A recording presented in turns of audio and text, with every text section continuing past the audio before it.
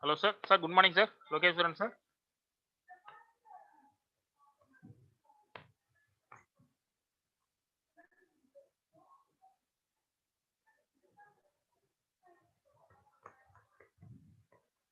Sir, Lokeshwaran, sir. Can you hear me? Yes, sir. Audible, Okay. sir. Okay. Shall we start?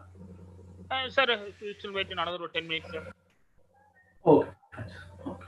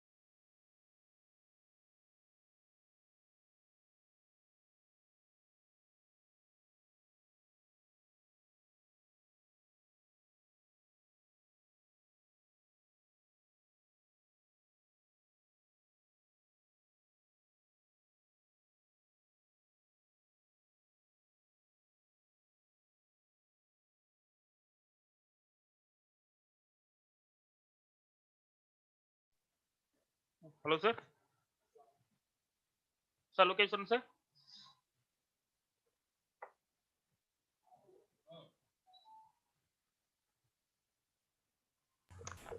I'm hearing you, sir. Sir, shall we start, sir? Yeah, yes. Yes. So, very good morning, participants. Okay, so today, day 11, AICTE sponsored online 2 weeks faculty development program on emerging trends and challenges in VLSI mixed signal processing for fourth industrial revolution. Okay, so today our resource person, Mr. Lokeshwaran Kittappan, FPGA image processing engineer, senior members in our technical team. So Tombo Imaging Private Limited, Bangalore. Going to today presentation topic about recent trends in image sensor and its interface with FPGAs for different industrial applications. So welcoming, sir. Yeah, thanks. The small introduction about our today resource person. Very good morning to everyone gathered here. If your actions inspire others to dream more, learn more, do more, become more, you are a leader. I'm saying about the person who is none other than our today's resource person, Lokeshwaran Kittappan. Before going to session, let me see the short intro about our resource person. He completed his bachelor's degree in electronics and communication engineering from M. Kumarasamy College of Engineering at 2007 and completed his master's degree in communication system from Christ University at 2012. He is also certified in a data science foundation deep learning from a International School of Artificial Intelligence and Data Science. He is having 5 years of experiences in the teaching field at various reputed institutions and also more than 10 years of industry experiences where that he worked in the different fields like FPGA hardware design engineer, Xilinx application engineer, and research and development engineer. He having over 12 years of experience in the field of electronics as a HDL programmer, electronic hardware designer, VLSI tutor, program guide, and project coordinator activities. He is skilled in executing a timing simulation by using a Xilinx SimPrim model sim libraries. Also, well experienced with the architecture of FPGA and various I/O standards of Xilinx FPGA.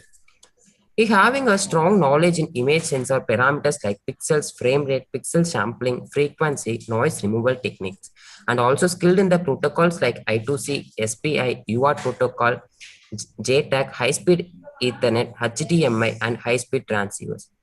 He knows now embedded programming languages like Verilog, C, VHDL, and tool efficiency like ISC, Vivado, STK, CATSTAR 18.0.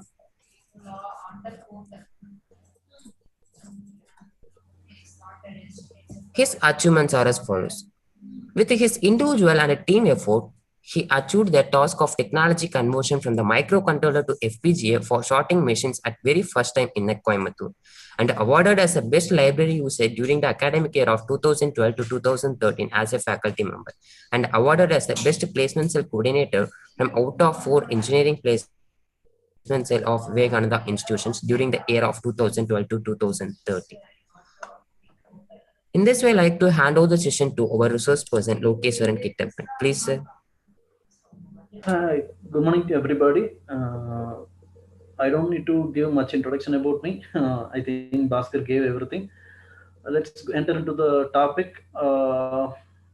Bhaskar, can you start it? Yes, sir. You can continue, Yeah. sir. Okay. Thank you. Okay. I think many of you are aware about that image sensor, image processing, and FPGAs.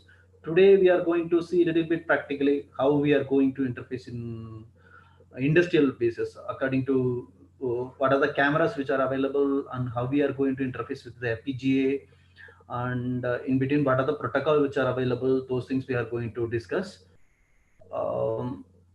Then these are the topics today we are going to cover. First thing that is image sensor, then types of sensor and types of interface protocol in a session 1. And session 2 we are going to see what is FPGA and FPGA design flow and FPGA image sensor interface and what are the application practically we are using, those kind of things. Hope you will be going to enjoy the session. Okay, all of you are aware about that, how image sensor might be, theoretically you have studied that, how image sensor is working.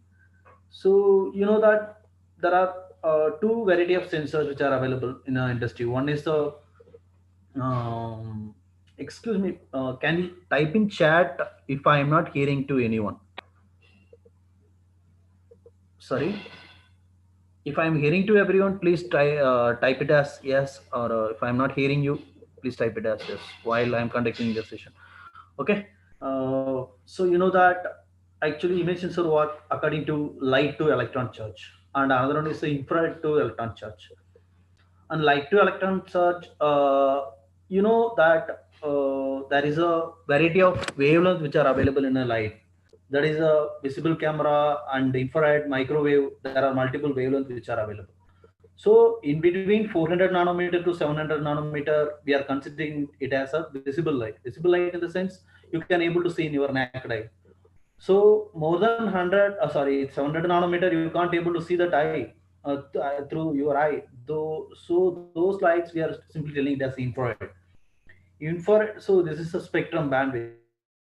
So simply we are telling that visible is a 0.4 to zero point 0.7 micrometer, and near infrared it is a zero point 0.7 to 1 micrometer. There are infrared, there are variety. Today, mostly new people had well knowledge about that visible cameras, because in a simple mobile phone itself, we are using a camera in day by day, every minute you are going with the cameras. So I'm going to handle much about that infrared cameras. That means a thermal, because you are not practically using everywhere, but some of the places you are seeing those things like that. Here we are going to see near infrared and short wave, mid wave, and long wave, and very long wave. So depends upon the micrometer, that is a wavelength sensitivity. It is here we are classified. So then types of image sensors. So what are the sensor which are available? That is a CCD, CMOS, and infrared. CCD. So we are having variety of internally there are a lot of parameter we have to see. One is the area scan and line scan. Then different type of shutters are available. That is a global shutter and rolling shutter. So if it is a color or monochrome, so same it will be applicable to CMOS as well. So in that way, for example, if you see the infrared, we don't have any color camera because it is a invisible light. So we can able to manually apply the color. That is a false coloring. So that we will be going to see in upcoming slides. Next, we are going to see the simply for your remembrance. I am going to give this how the image sensor will be. This is a small sensor which is having a pixel internally like this. This is the internal architecture. So these are the commonly used sensor sizes. There is a 16 mm and 11 mm and 8.9 mm, and so according to that, the sensors are made as in industry. So next, in internally, if you are seeing that how the every pixel will be, here you have seen the whole image sensor, and here you are saying that that is a individual pixels. So individual pixels, if you are looking at here, so see this is a optical filter. It will be going to observe the light which is coming from outside. Then it will be going to occupy the photodiode. All of you know that practically in the labs and all you use the photodiode and the LED. So it is going to convert that optical to electron charge. So the same principle we are going to use in CCD and CMOS cameras. In fact, it is little bit different. So here, if you see that the micro lens which is going to observe the light, it will be going to allow to penetrate the mirror. Then it will go inside. Then it will be going to the light signal will be going to reduce the resistivity of the internal photodiode. So whenever the resistivity is going to change, automatically the biasing voltage already we have applied to the sensor, no? So that will be going to that depends upon the inversely proportional. That is, the resistivity is reducing means current rating is going to high. So according to the principle, the structure is like this. So then, if you consider about the single pixel, then this is a monopixel, this is a color pixel. So monopixel, you are having a only micro lanes and internal transistor. Transistor will be going to operating by the biasing voltage. So light is going to change the resistivity. So in a color, Actually, it is not a like a color pair, color glass kind of things. It is a kind of wavelength controller. For example, that you can able to see here. For example, I told 400 to 700. So in that it is a visible light. So in a visible light, if you see 370 to 520, it is a blue color, and from here to here it is a green color, and here to here it is a red color. So what wavelength which is going to come from outside, that is the atmospheric environment. So according to that, the filter which was made, that means that lane, sorry, the color filter. Color filter, it is not like a red, green, blue, but it will be going to receive the optical lights based upon this wavelength. So it will be a, we are considering it as a red, green, blue.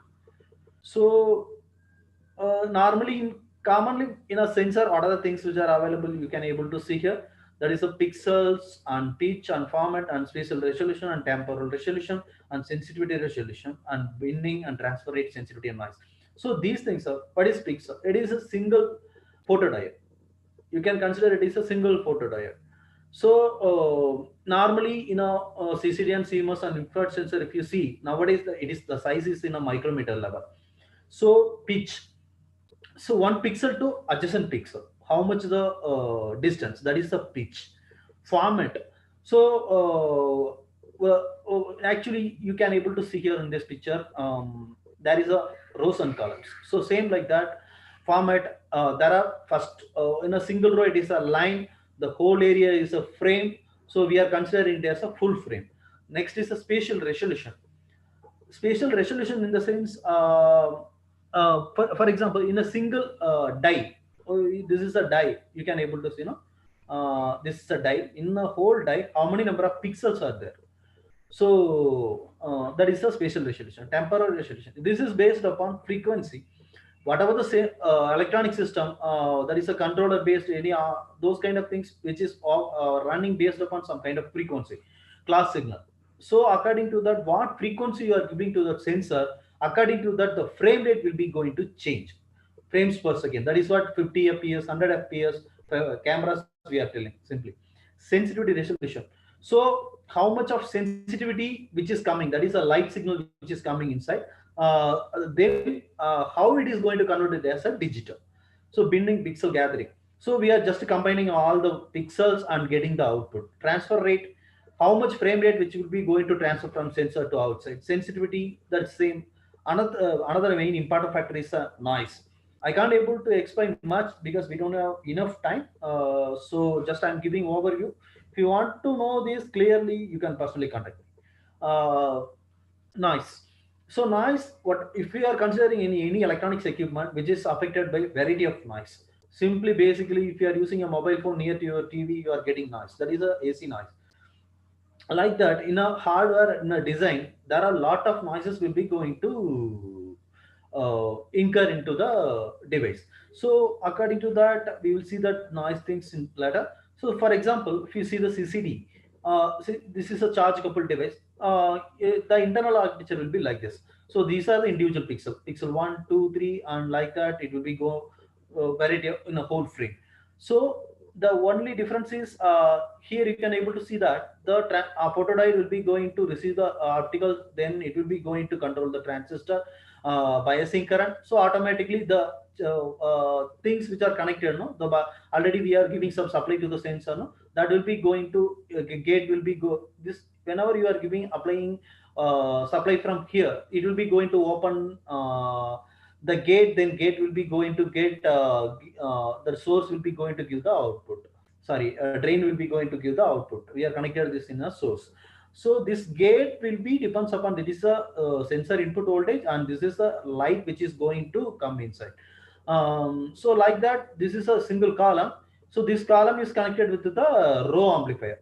Row amplifier in the sense, this also row register only, but in a CCD it is simply the amplifier in outside, it is not inside the chip. So these all things will come to the single row. This row will be continuously shift register, so it will be coming out. So it will be structure is like this. This is the horizontal shift register. This pixel data will come to here, then from here it will be going to shifted.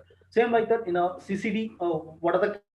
characteristics, if you see, it is a low noise. The reason is, if you see CMOS, what is the difference between CMOS and CCD? If you have any doubt, please let me know. I can't see anything in a chat window.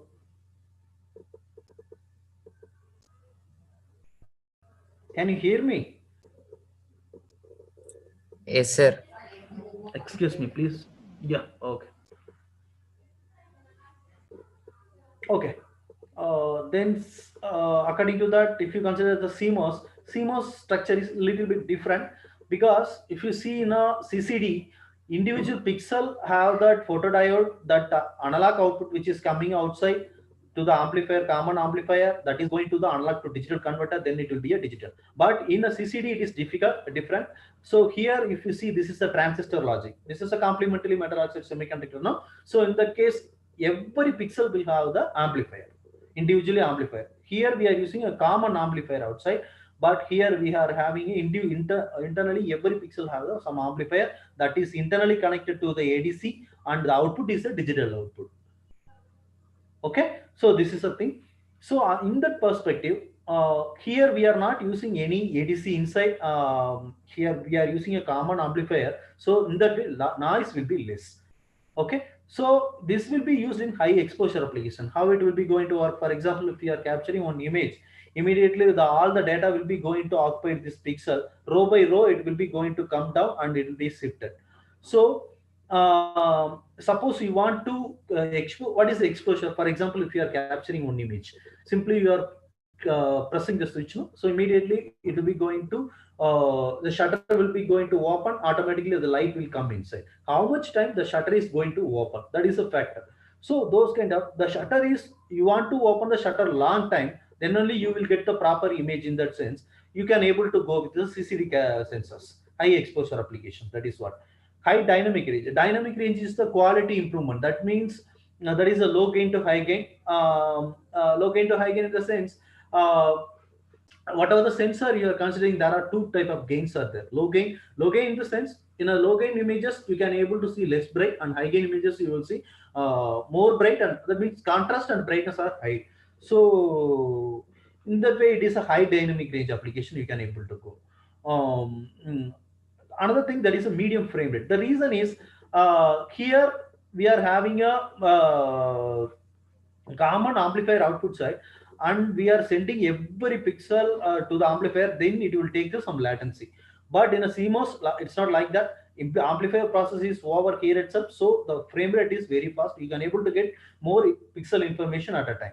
So that is the main thing. Another thing, that smearing effect, that is a kind of things, that is a leakage. For example, if you are seeing the image, there are dots, kind of things which are coming now. Those kind of effect to possible to come here. That is it is available in a 40 megapixel per second. Megapixel in the sense, simply we are telling it as a 5 megapixels, no? So like that, a camera like that. This kind of camera, cooling is easily achieved. Cooling in the sense, for example, if you are there are variety of industrial temperature grade, no? Commercial grade, industrial grade, and defense grade, and aerospace grade. For example, normally if you are considering 0 to 55 plus 55, it will be a commercial.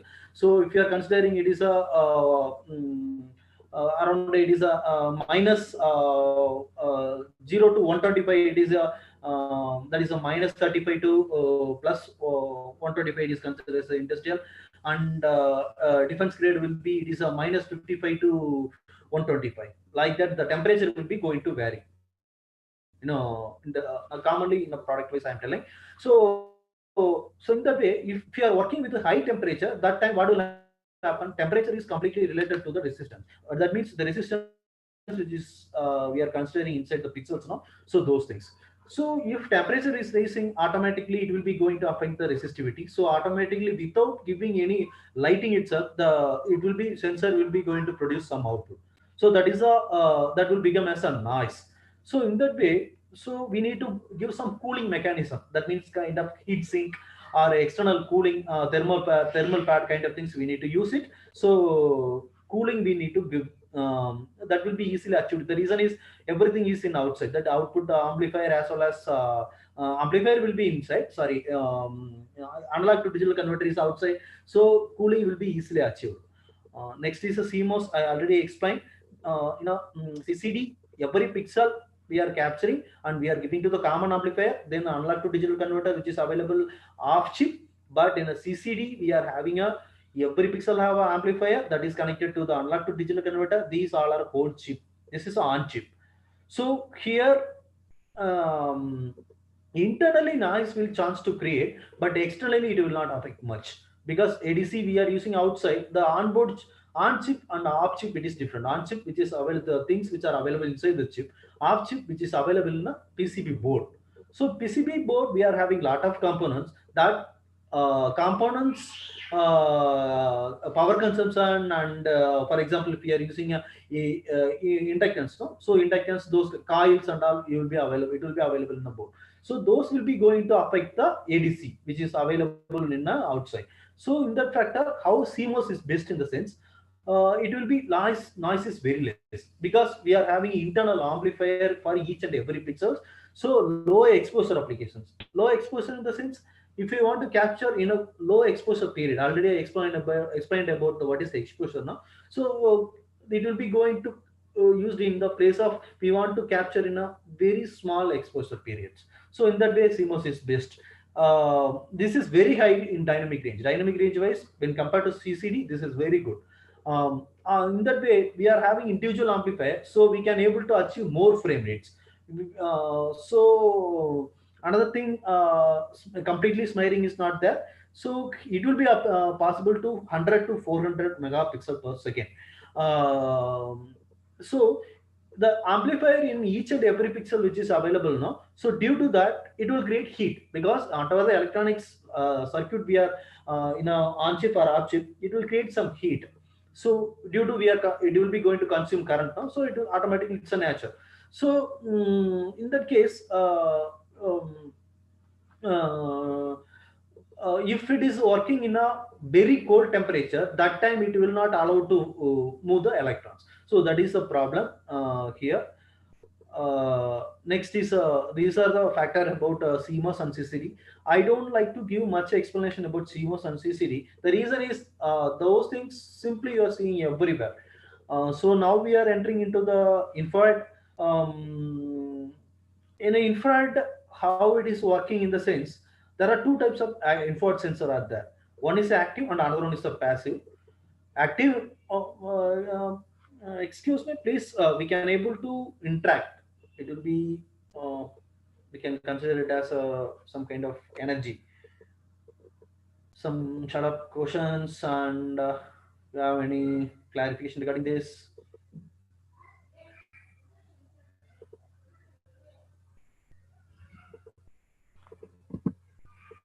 Okay, no.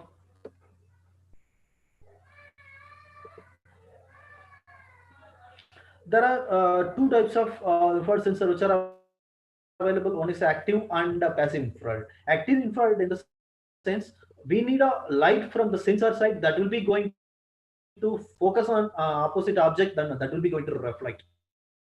So for that LED is mandatory. So here, for example, you can able to see these will be used in the some kind of proximity sensor logics. For example, if you want to detect the material which is crossing in front of the sensor, that place you can able to use this kind of active infrared sensor.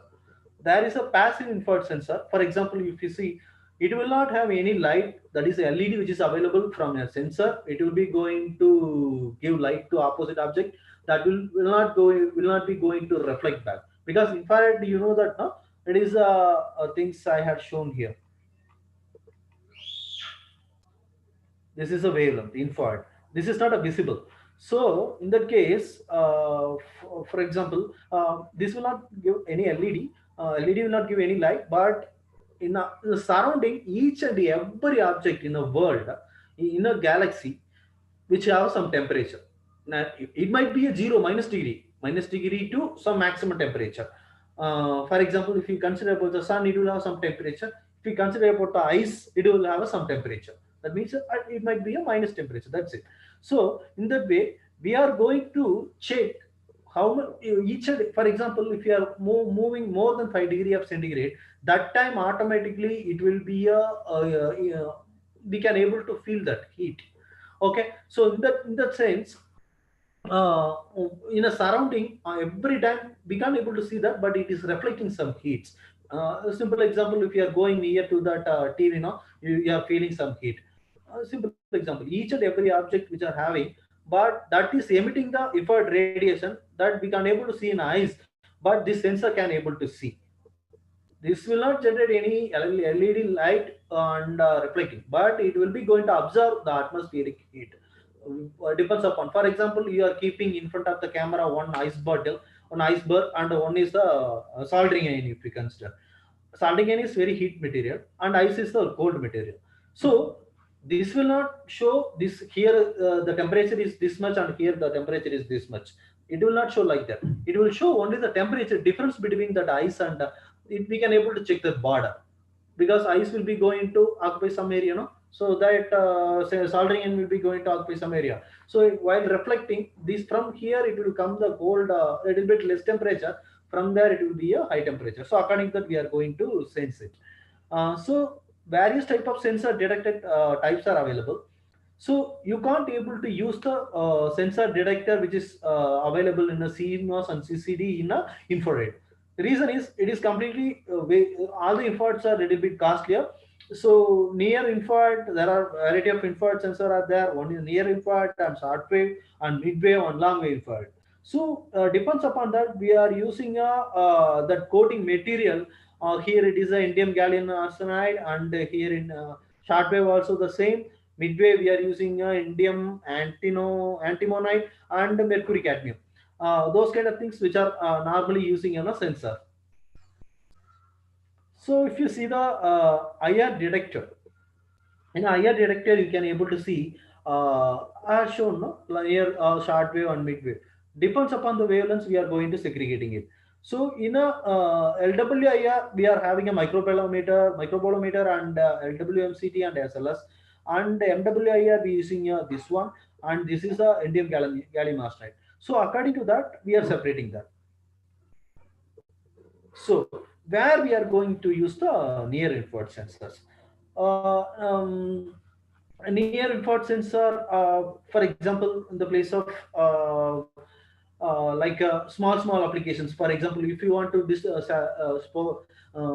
scan low distance object, for example, you want to scan in front of your TV, and for example, I'm telling, if you want to check some kind of human temperature, for example, if you want to check some salting and temperature, like that. How we are using those things in industrial applications. So in a PCB boards, no, in a PCB boards there are multiple tracks and peripherals and etc which are available. That we need to check it. If you are you can if you are seeing through that lens, no, magnifying glass, you can't able to see all the things which is internally the track has any problem, or how much heat which is generating that board. Those kind of things we can't see. We can able to check in multiple ways, but easy way is a sensor. Without touching that object, we can able to check the temperature. That is what we are going with the infrared thermal sensors. So in that way, for example, solar, those things I will come down. So only limitation we have is equal or below room temperature. The near infrared spectral range is not suitable. That is in the room temperature, it is around how much it is, no? So in that level we can't able to, that is 36 degree 20 to 36 degree. So in that way, centigrade, in that way it is not suitable. If it is more than that, see, many application I have told that, no, that is a finding solar panel defects. So this is solar panel. So simply you can't able to see what is the problem in there. But if you are using a sensor, a thermal sensor, you can able to see the how the track internally that will be. Next UCB, PCB temperature. In a PCB, if you see, while this board is running, each and every chip is creating some how much of temperature that you can able to see here. This is one kind of application. Then another one important application that this is for robotics. It will be going to pluck the apple, whether it is a fruit or in which stage it is available. For example, if you see there are a lot of fruits are there, you can able to see whether this is a thermal output. This is a normal visible camera output. CCD CMOS camera picture this is, and this is a thermal camera result. You can able to see. Um, depends upon the size, and if it is a fruit means completely internally the molecules will get broke, so that time temperature is different. If it is a early stage after the bud and all, no, so that time it will be a some temperature, so that you can able to see here this one and this one and all. Here it is a fruit, it will be showing. So according to that, this robotics robot will be going to plug the fruit. So for example, in a mechanical industry, if you are consider about the car manufacturing, no? So that time they are checking the bars and bolts nuts that are fixed properly, and how that is aligned, those kind of things we can able to check it. um, Next is excuse me please, ask some questions regarding this.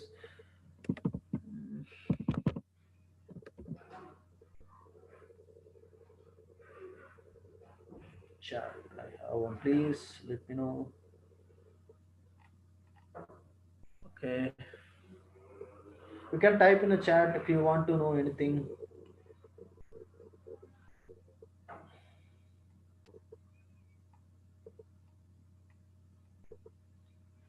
Next is the mid and long wave infrared sensors.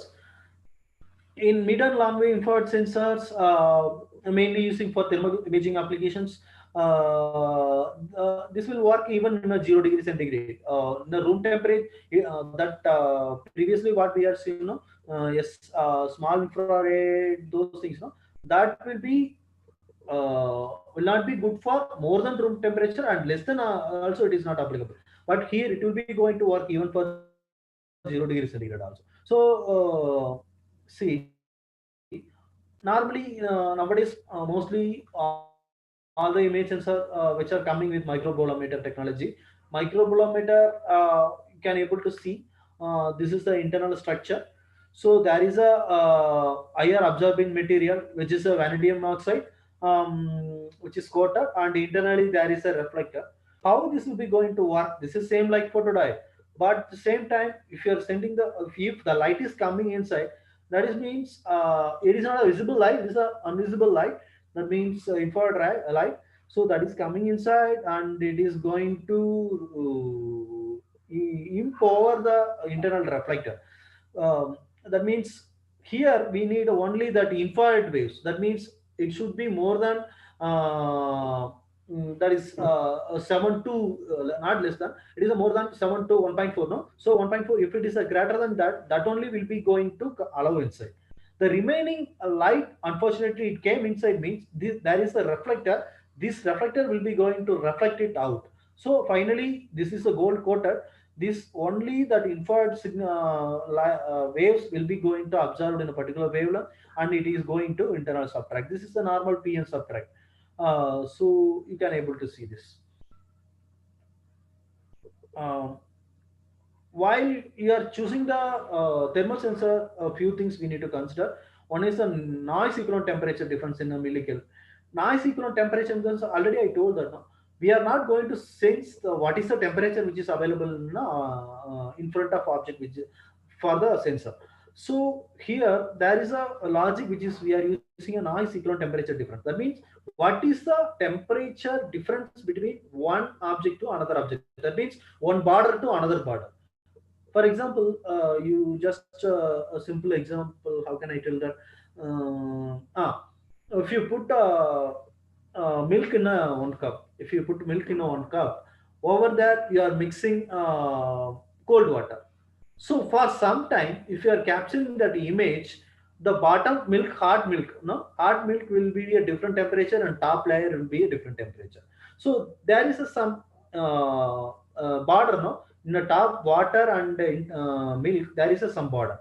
That border will show there is some temperature differences. So that is the thing we are going to sense it. That is the factor. Um, mm, So that is what here I mentioned, that is it is a small difference in thermal radiation image. It is this is uncooled, for example, imaging microbiological detector in the order of 45 milli. Yeah, correct. So this is 45 millikelvin in the sense. For example, how can I say? Um, Microblade, previously you have seen that, you know, smart wave infrared. Smart wave infrared, not like 45 millikelvin. That is completely different. So, but here microbolometer will be going to applicable for the 45 millikelvin. That is the minimum difference. For example, you consider about the pixel. I will explain with the pixel. This is the first pixel. For example, I am coming here. This is not a infrared, but the internal structure in the material will be going to vary, but internal structure is that rows and columns are same like CCD and CMOS. You consider about this pixel. This pixel have that some temperature. That means some light came inside. The infrared light came inside. That is occupied. This is going to occupy something. So this pixel to this pixel difference, that means 45 millikelvin.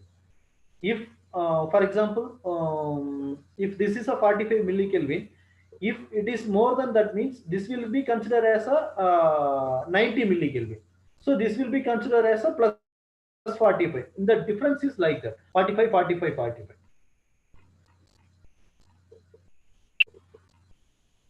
So according to that, so these are also about are all about that microbolometer. Any doubt? I'm expecting some questions from you. You can unmute.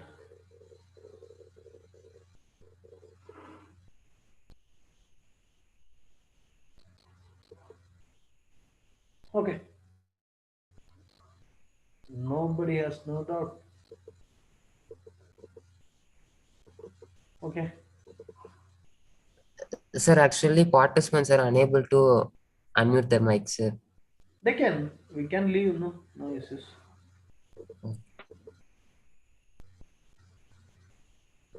They can able to unmute if you want. We can discuss. This is some kind of. I want to give some practical introduction, not some theoretical thing. They have in their mind some different things. No, they can able to clarify now. Okay, sir. Participants, your mic also enabled. You can interact with the resource person.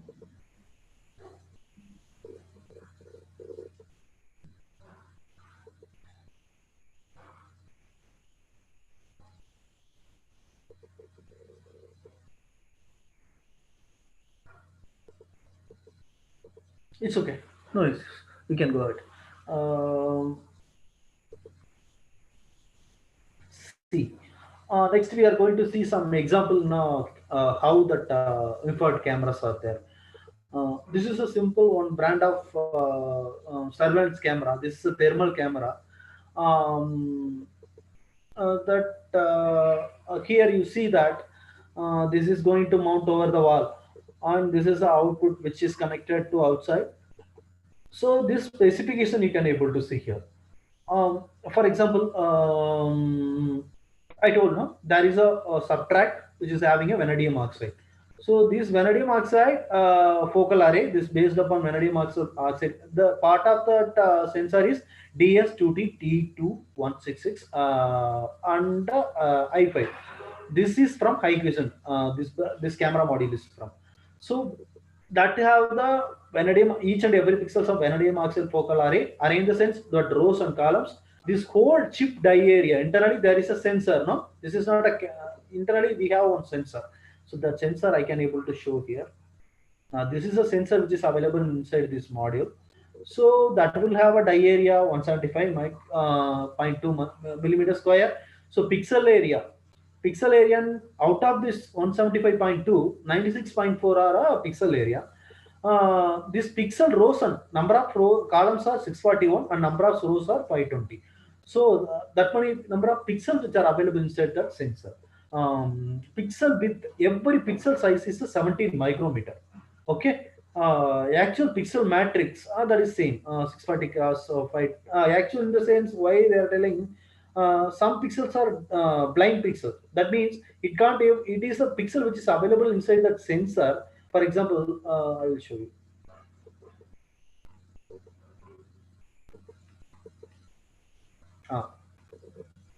Here you see, for example, this is a rows and column internally which is available. In corner and right and left corner, those some few pixels are hidden. That means it can't able to. It is a pixel, but it can't able to receive the light which is coming from outside. That is a infrared waves. That there is a reason behind that. I will explain that later. So in that sense. So that is what they are telling 640. The total number of columns are 641 now. So only one column is for a blind pixel, and here in a row wise around 8, top 4 and bottom 4 like that. Totally pad numbers. That is a whole chip. We have IO pad numbers are 107. It can able to sense 8 to 14 micrometer. So it is a long wave. It is giving output as a 60 hertz. Okay.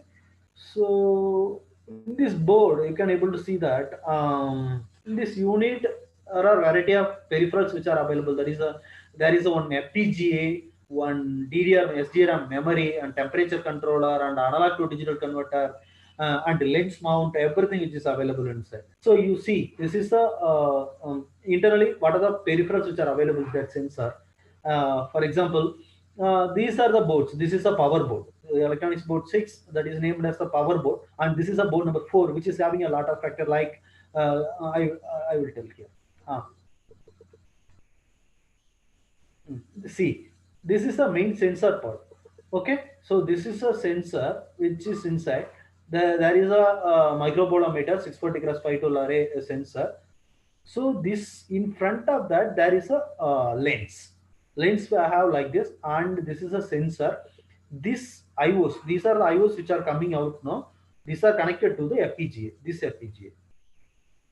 In backside of this FPGA there is a connector. It will be going to connected like this. Okay, so apart from this FPGA board and these sensor, we have some power modules on top. So from that power module, sorry, FPGA to from sensor to FPGA, we need to carry the data. So for that we have the flexi cables. See, you can able to see here. This is the flexi cable which is connected to FPGA. So this is a sensor module. This is a power connector.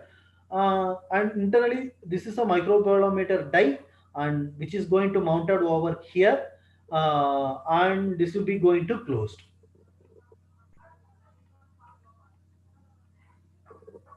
Okay, so that is what lot of peripherals which are available to run that complete module. Okay, these kind of things where we can able to use it practically. So the things are for example, 1 minute. For example, building. These things are only these things. Just simply I paste it as images. Building monitoring. For example, if you are normally thermal cameras, we don't know RGB. That is a color camera. It is not available. It is a monochrome only. We can able to have the false coloring. Here you have seen that no. This color. For example, previously you can see that 1 minute. Normally this any thermal sensor will give this blue color and orange and white color and all. White color it will, that is a monochrome picture. The black and white it will come. We can add false color into the processor through coding or IPs or some etc etc. So we can able to use it. These also, that same color will not reflect this. These are false color. So in that way, this is this kind of actually this picture is captured from that camera. This is a building on car. We are focusing from around half kilometer distance, and it will be looking there like this. So here the temperature is here that there are two options. One is white hot and black hot. White hot in the sense which portion is very hot, that we can able to show it as a black or white. Through processor we can able to change it in a coding wise. That is what here it is a completely, this is a white black part, sorry, white part. These are the portions which are showing as white now, that are having more temperature than remaining portion. So here it is a white, here it is a black, no? So there is a difference. Here temperature different. This will be going to scan by the microbolometer. This is measuring at a low temperature. For example, I told no, it is in a 0 degree also it will be going to sense. So this person is wearing some kind of coat. So internally he is having some warm body. So he is having some temperature, but face and hand are visible. So that's what there is some temperature. Normally in elbows and every time we are moving, no, so the temperature will come out. That due to this, the skin will leave out the temperature, no. And so that is the thing. So now he is going to remove his overcoat. So immediately what will happen? So internally there is a temperature. It is visible. We can able to see that. Okay. So this red color, it is not a camera based. It is a color we are applying through our controller in a PGR, a DSPR, a microcontroller, whatever the controller we are using with the sensor. No, there, no, through programming we can able to apply the color, what color we want. Next, for example, medical diagnosing. In a medical diagnosing, for example, he is doing some kind of therapy. Before therapy, there is a problem. There is a temperature in that place. It is a completely different. After therapy, the same image we are capturing through symbol sensor, the temperature is going to change after some sequence that you can able to see. Next, for example, in a pillar and all, no? For example, there is an electric pole and building pillar, those kind of things you can able to consider, no? So there, if we want to find the defects, in that time it will be useful. So there is an internal air gap, like those kind of things, no? So there is a destruction, so that we can able to send this through this camera. So for example, in a satellite, normally you can able to see, mostly recently one storm came now. That is that time they released one app, government Windy. In that app, if you could see there is a colored storm areas. So that actually this is a fast coloring, but we are applying which portion is very hard. That is a very dense. That portion we are applying more color to identify the image. So in that way, 1 minute. Uh,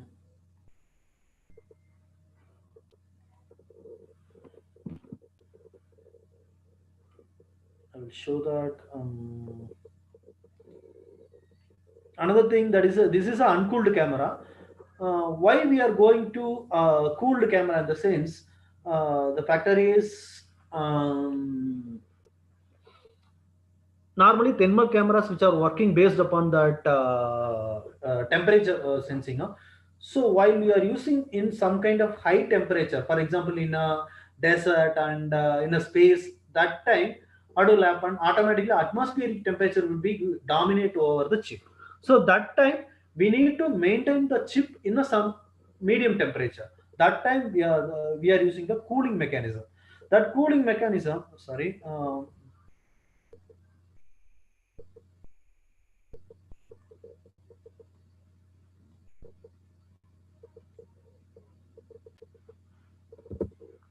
you can able to see the same sensor with the cooling. See, this is a product from SCD.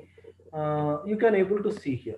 This is the camera module. Inside this camera, a cooled gas system will come. So here,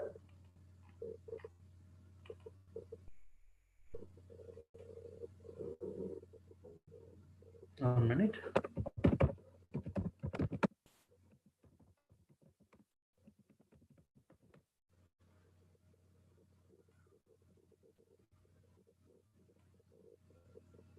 See, this is a whole module. Here, if you see, there is a sensor which is available here. The lens which will be going to focus this direction. This is a motor. It will be going to make the sensor module as a cool. Okay. Okay, so there is a mechanism like that. So these also but this is 10x costlier than uncooled sensors. So in each and every place you can't able to use it. Whenever that is mandatory and compulsory, we need to go with this device, means only like a space and a defense application or a high temperature application. We need to go with this kind of cooled cameras. So till this point, we have seen a lot of things. What are the cameras which are available? CCD and CMOS and infrared cameras. No, so according to that, those cameras are. It's a sensors. It's a camera. That means it will be going to read the light, visible and invisible lights, and it will convert it as a charge, and it will be going to give us a digital bytes from analog to digital converter. That we need to do lot of process, and we need to display, and we need to do some kind of automation, though a lot of applications which are available, no? So in that way, if those things you understand means only we can able to go with that interface and all. That's what I explained these things. In that case, if you are going there, um, how you are going to carry these digital bytes from sensor to FPG outside? That means outside we need to use some kind of controllers. This like a FPGA, like a microcontroller, like a DSP processor, like a Arduino, like a NVIDIA Jetson, like this one, etc., etc. A lot of things are available in the industry. So those things we will be going to see. Uh, if you want 5 minutes, we can take the break. We will take break if you want. Otherwise, I can able to continue.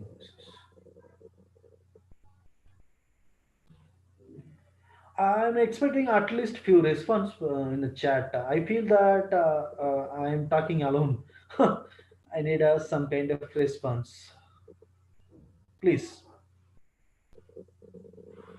you can able to ask some questions regarding what I have discussed, and you can able to. I'm expecting some reply from your side, because I think these most people are faculties, so they can able to interact when it's okay.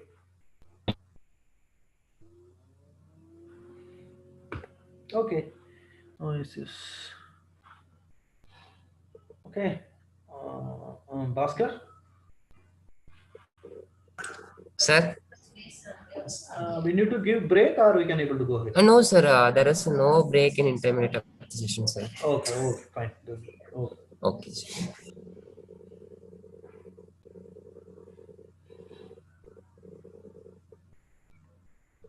Okay. What are the interface protocol which are available from a sensor to controller, any kind of controller? So there are multiple protocols normally which are available, like a parallel interface, MIPI. So parallel interface, it is a normal that I will show. MIPI is a mobile industrial processor interface. CSI means it is a camera serial interface. Actually, we have a lot of versions. That is MIPI have CSI 2, CSI 3, and DSI, display serial interface. This is for camera side interface, and DSI means display side in a monitor side. And video over SPI and LVDS interface. And this is a Sony low voltage signaling, embedded control, and sub LVDS, SGA, etc. Gigabit, those kind of protocols which are used to read the bytes which is available from the image sensor to the control. But at the same time, if you see that nowadays, if you see this camera module, no, this is not, this have the sensor as well as whole module. Whole module output will not be this item. Sorry, excuse me. Whole module will not. That will have some kind of fast interface methods. Like what are the things which are means? You see, gigabit Ethernet and Firewire and camera link high speed and Quick Express, USB 3.0, etc., etc. These are the camera interface standards, but these are the sensor output protocol standards. There is a difference. Sensor output protocol standard in the sense, what are the things which are coming from the sensor IOs directly, that has to be converted through microcontroller or FPGA or DSP processor. Yes, sir, this kind of things, because this will be a high speed, but this is not a high speed, because you are reading the continuous frames, but you want to send outside in a high speed manner, no? For example, you are interfacing 5 cameras with the single hub. That hub need to communicate all 5 camera data to the some kind of external world. That time you need to think about that these kind of some high speed protocols are mandatory, so that time we are going there. Okay.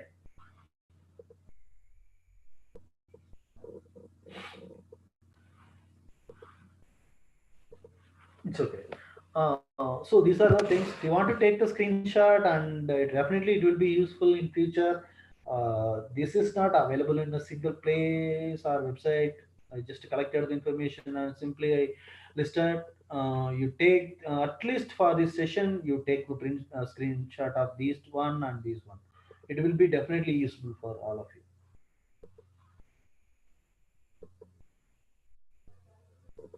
32 participants are there, but no one is not responding. Sorry, horrible.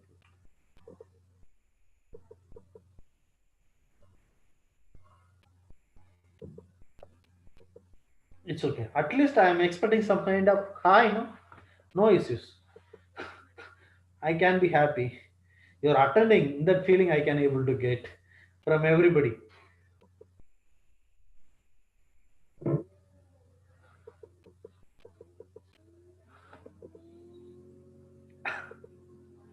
It's okay.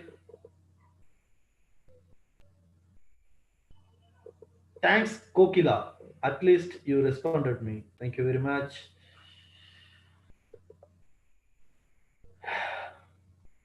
Okay. So according to this, I told no. So this is a sensor. This needs to be connected with some kind of controller. So that controller will give some kind output that is connected with the display or some external world, PC, display or PC. So here you can able to see this picture. There is a sensor. This is sensor only, but that this is not a camera module. Camera module is like this. You can able to see here. Sorry, not sorry, sensor module. Sorry, wrongly told. This is sensor module.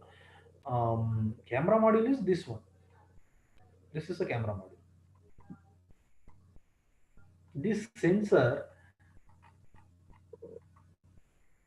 so this sensor will be available in that sensor module. Sensor module output will be some variety of IO standard. That IO standard, the sense protocols. Here they used that SMBSEC. This is a customized protocol from the Sony. In future, it will be going to move fast. But nowadays in industry, what are the protocol mainly people are used means, that is one is the MIPA and parallel interface, and few cameras they are having a STA. Remaining things are also used, but most of the domination is happening in the MIP nowadays, because in your mobile phone, no, in a mobile phone there is a MIP interface. Mobile phone cameras are interfaced with that processor. For example, Snapdragon you consider about Qualcomm, that which is connected through MIP only, because MIP is a mobile industrial processor interface. That is a small. It is a kind of that I will show you. See, that is connected with the, this is a cyclone 5 FPGA chip. This is not a actually this is not a on board, this is on chip. Single FPGA chip have these kind of IPs inside. IP in the sense these are created through RTL code, VHDL or Verilog or C, or what we have knowledge. According to that we are going to write it, and a lot of packaged IPs which are available inside that also we can able to use it. So you can able to see that there is a SLVSEC protocol. 1 minute. Anybody have some question? Oh, it's okay. No issues. Um, Okay, so this is connected to internally RX IP. There is a bus standard which is available in Xilinx as well as Altera. That bus standards normally which are AXI. Yeah, please. Yeah, please. I'm eagerly waiting to receive the. Yeah, please tell me. Who is that? Gentleman.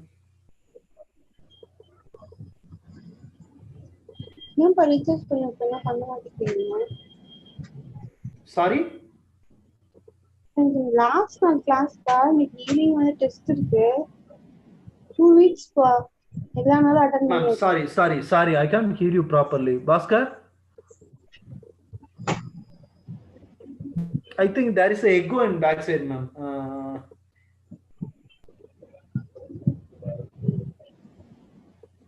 There is a noise in your. சொல்லிட்டேன் நீங்களே வந்து என்னமோ பண்ணிக்கோங்க இல்லை நீங்க சாப்பிடுறோங்க வெளியில நான் சாப்பிட்டேன்னா சாப்பிட்டு எனக்கு Bhaskar, please mute that person. She is talking with some others. சமைச்சு கொட்டியர் இருக்கு பேசாம சமைக்காம இருக்க நல்லது. Bhaskar, can you please mute everyone? They are talking annoyingly.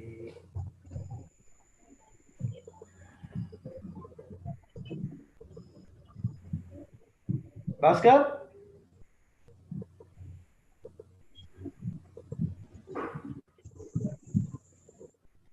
Somebody, Karthian, Drishami, some person. Vidya, please, can you please mute? Okay, I muted my side.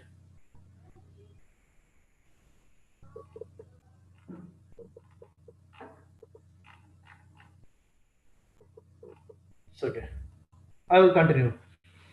Where I left. Okay.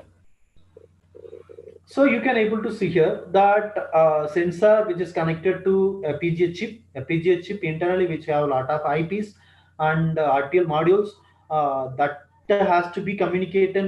There are lot of modules, no, which are communicated through AXI bus. You know, bus stand, no, AXI number bus stand. That is a 32-bit and 64-bit, 128 and 256 bit bus which are available inside that can able to communicate between the modules. Actually, this is a Cyclone 10 GX chip. So which have that 1 minute, I will come down. So for example, you see there is a SLVS EC, no? So it will be this is a camera lens and this is the sensor. This is a mount which is connected with this board, no? This is the sensor module and this is the intermediate module and this is a FPGA. This is a FPGA which is available. So from sensor here it is available. No, from here it is coming by some internal connectors that I will show in the next image. See, this is a sensor. Okay, so this is from here to here which is connected to connectors. So from here this is a SLVS EC. From here to here from FPGA, this intermediate port to FPGA, there might be a HDMI or USB 3. Gigabit Ethernet vision and coax and 10G Ethernet vision. Anything you can able to use it. There are gold connectors are here, no? This is a SMA connector. This is for SDA protocol. Actually, if you want to connect some kind of fiber optic cables also, it is possible. So this is for only conversion. Here the protocol is SLVCC, that is from sensor, but this FPGA board will be going to take.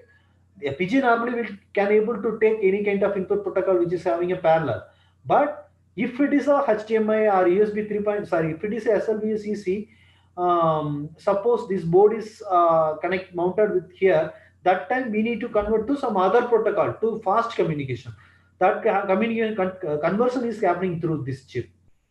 This chip is going to take care of the HDMI to USB this conversion, and it is connected to the FPGA. So this is connected with the external world through SMA connector. Might be many of the people didn't know what is SMA and what is gigabit Ethernet vision, those kind of things. So at least you can able to get some knowledge. So just I want to explain how that protocol is. For example, if you see here, gigabit Ethernet vision. Gigabit Ethernet vision is, this is a Ethernet cable based. There is a one in a camera module, there will have a some RJ45 jack, or that will be going to transmit more than 1 Gbps of data. 1 Gbps in the sense, for example, you consider this camera, just before I had shown, no, that is a 640 cross 540 in the sense, 640 cross 540 in the sense. Um,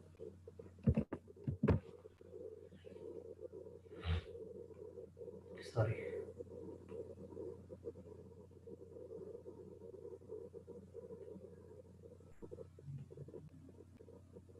You consider this is a, that if we consider on a single image sensor, there is a 640 columns into 540 rows. You consider there is a total this many number of pixels. Each and every pixel which is going to give analog, sorry, normally every pixels are analog output, that is going to give in a CMOS and this kind of infrared sensor which is available, the on-chip analog to digital converter is available. So each and every pixel value will be converted as a 8-bit or 10-bit or 12-bit or 14-bit or 16-bit. Even it might be some places it is a 24-bit. So in that way, so this many number of pixels which are available. So into, for example, you consider as a 8-bit. So this much of data around. So you consider about this is a 2764 KB and 2.764 MB, 2.764 MB of data, megabits of data, which is going to communicate in a single channel. Okay, so this will be going to communicate 1 gigabits of data. So at a time, if it is in case of in the place of 8-bit, it will be 12-bit, means it will be going to increase, no? So in that way, it will be getting more. That means it was a 6 Mbps. Like that, you can able to transmit 1 Gbps of data through this gigabit vision.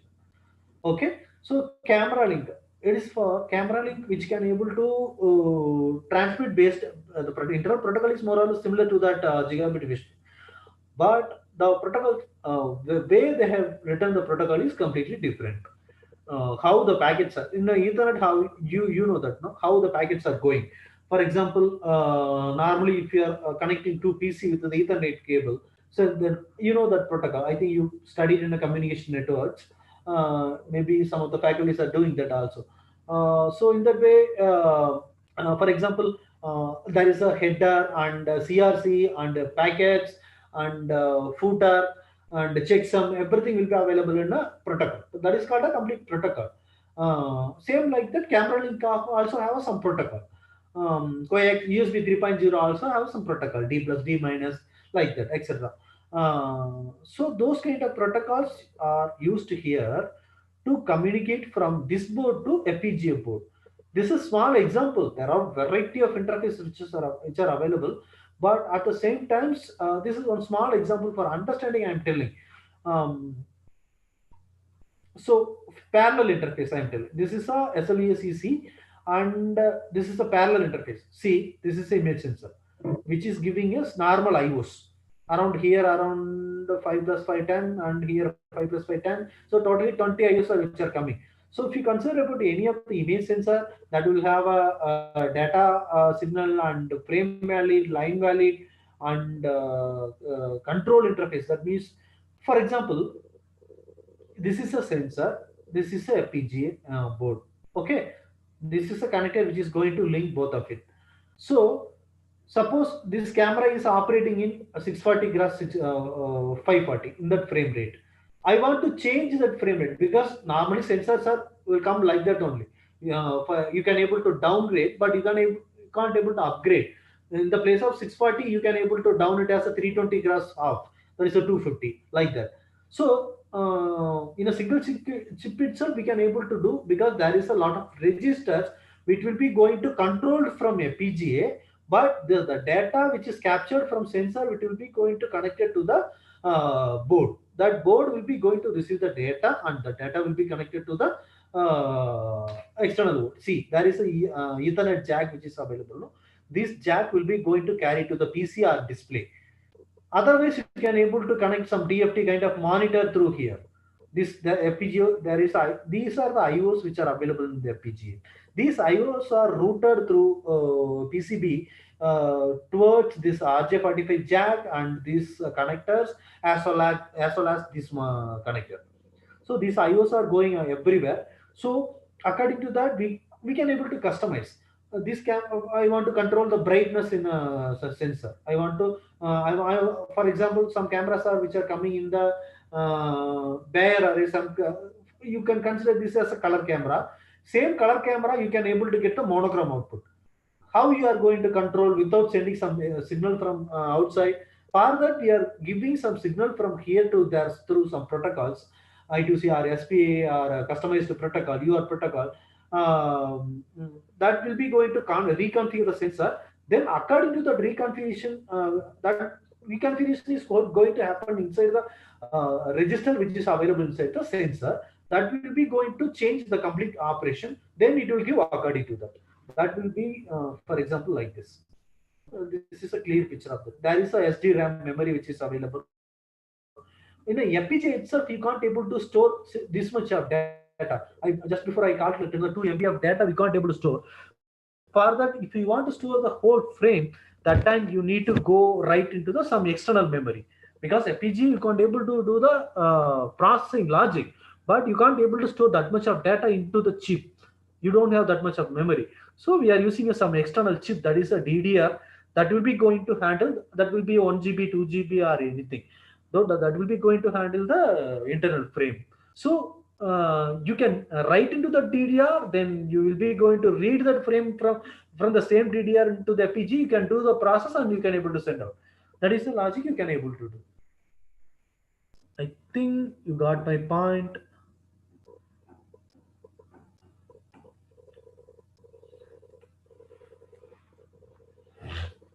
Next, MIP interface. Sorry, MIP interface. This is a more maximum used standard in the industry. MIP industry, because this is very compactive. You see, these are the IOs which are available in the MIP. This is a slot. MIP slot. The same slot will be, this is a female or male. This side male means here it is a female that will be connected here. So these are the IOs which are available. You see, this is a high-speed interface, one important factor. This is not a parallel interface. That means, for example, annotation is, I think annotation is there.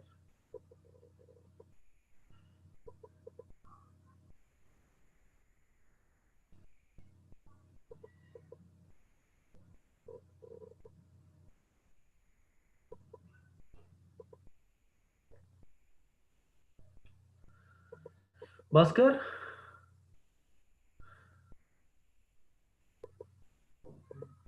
Bhaskar, can you please show the annotation?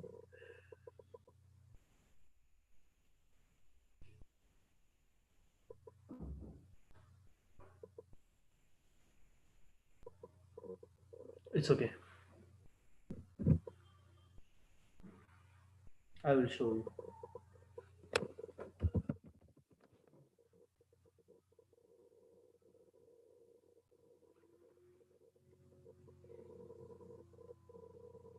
See, here I will explain that.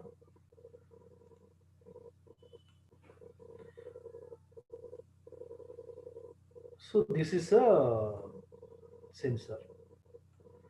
So this is the FPGA or any controller. Okay.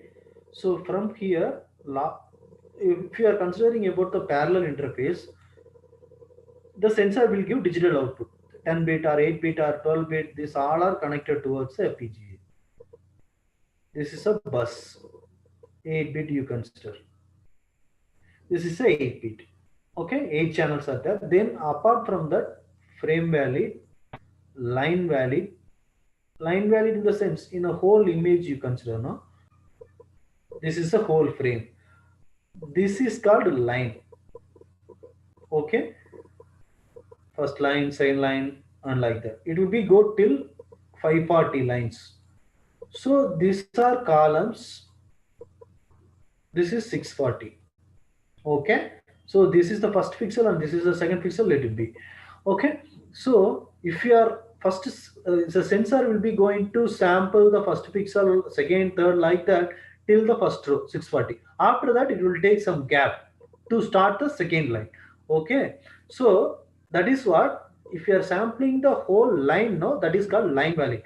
For example, you consider like this one waveform.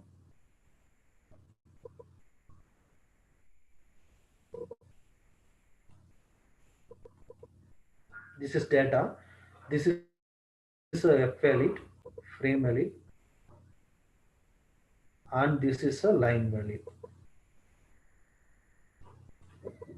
Frame valid will be going to get high from first pixel, and it will be going to low at the end of the last pixel at here. Okay. But line valid will get high in the place of frame valid is getting high, but it will be going to end at the first end of the first line. After that, it will take gap because it needs to start the second line, no, like this.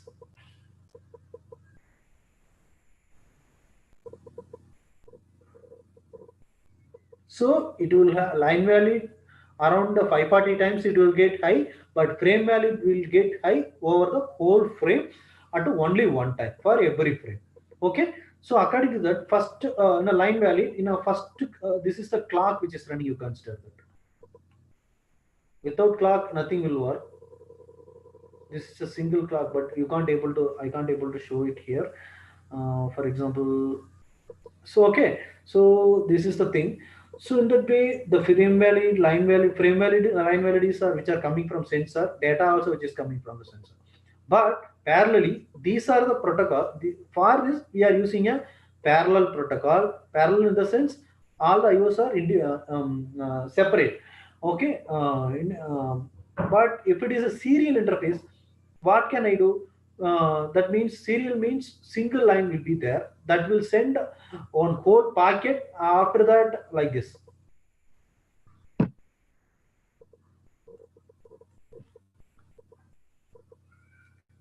How serial will be?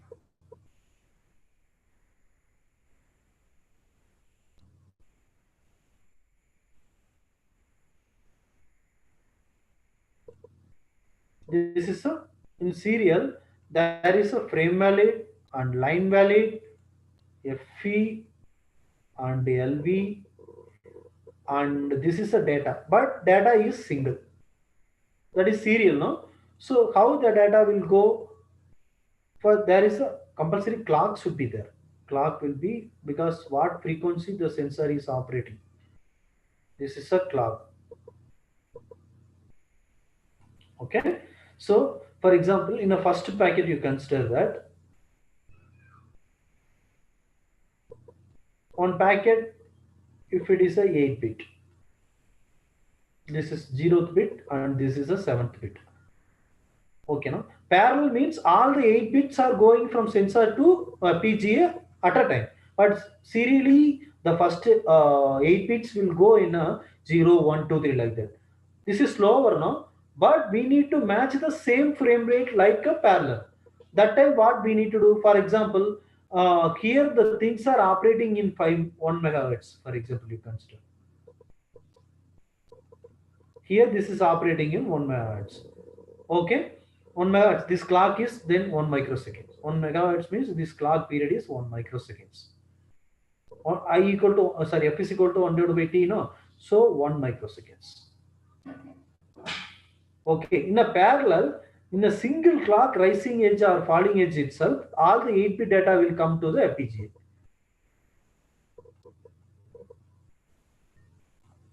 Okay, this is sensor. So, but in a serial, we can't able to do that because we are sending in a sequentially. So how can we match that bandwidth? That means the data will be 1 megahertz. That is, one clock is 1 microsecond. We need to send in the same time. For that, we need to multiply this frequency in a 8x. Okay, 8x in the sense how it should be. For example, it is running in a 1 megahertz in the sense into 8 into 8. In a 8x speed, we need to multiply that. Okay, that the sensor which is producing output is in 1 MHz, but here we need to make some PLL, but internally hardware wise it is available inside. You don't need to bother about that. In a serial camera will be operating like that. I'm not talking about FPGA. FPGA I will come into the picture. But in the sensor, there is a PLL, phase lock loop, which is available. It will multiple the frequency in 8x and send in a high speed. In the place of single clock, no, in a serial, it will be going to send 8 clocks.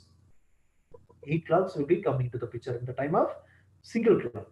Is it right? Okay. So then automatically the speed is increased, no? So serial communication will be happening like that. Not all places it will be like that, but only in a specific high-speed interfaces. So same like that, MIP is a parallel, it is not a parallel interface, it is a serial interface. You see, but the only thing is there we have seen only single serial channel now, but in the MIPA protocol we are having a 3 serial channels. Four. Like, see, there is normally you know that different IO standards are available. That is LV-CMOS, LVDS, and LVTTL, SSTEL. There are a lot of IO standards are available. So according to that, this is a LVDS standard only applicable to MIP interface, camera link, etc. All things except that parallel interface. All outputs are LVDS pair only. LVDS means the signal will not transmit in a single line. It will transmit in a dual line. That means it will be like this.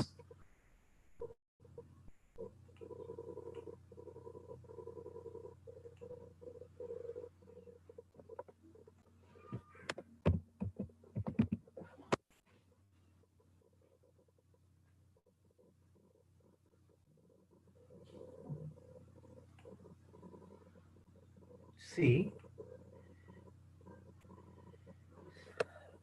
this is a signal. LVDs, and that's it. Why we are you going with LVDs? No, I told if it is a parallel means directly it is connected to the FPGA side. But in a serial, we are going with high speed. That means high frequency. If you are running with a high frequency, that time automatically the noise will be added. Is it right? No. So in that way, we are connecting this kind of IO standard. That means this we are having two IOs. One is for plus and one is for minus, and that is terminated with 100 ohm resistance. So here the noise which is generating in a positive side and the noise which is generating in a negative side, each will be going to cancel in a 100 ohm resistance. So here it will be a noise free. But the thing is, for example, if you are using a single-ended IO, that time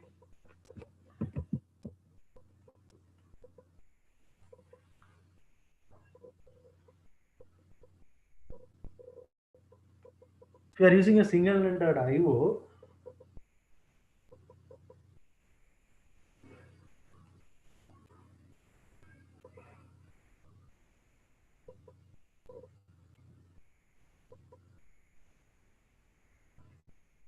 it will have some voltage standard, no? For example, it might be 3.3. This is a normal IO standard, 5 volt, 3.3, 2.5, 1.8, and 0.9. There are variety of IO standards or IO range is available. So if you are using a parallel, if it will be a 5 volt FPGA, there is no FPGA which is available in a 5 volt IO standard, only which is starting from 3.3 to 0.9. So for example, this is a single ended. If it is a 3.3, sorry, 3.3 volt, no? There is a 3.3 volt will used to communicate the digital data from here to here. So in that way, the how the FPGA or sensor will be going to consider this is normally digital signals are how it is a high or low. This is 1, this is 0. When it will be going to consider as 1 and then it will be considered as 0.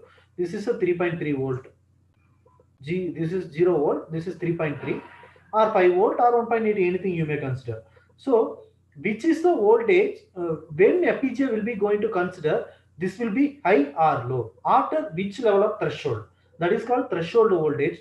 For example, if you are going 0 to 3.3 now, so in that if in a 3.3 normally they will give in a data sheet. If you are opening in the sensor data sheet as well as FPGA data sheet, they will mention what is the IO threshold voltage. For example, 3.3 in the sense it will be around 2.2 volt. Okay, if it will be more than 2.2 volt, it will be considered as a high. After 2.2, from till 3.3, any voltage which will come, that will be considered as 2.2. But less than 2.2, it will be considered as a 0. Okay, I think you got my point. In that case, if it is a 3.3, LVDS pair will not be available in 3.3 voltage. LVDS pair which are available in 2.5 and 1.2 and 0.9.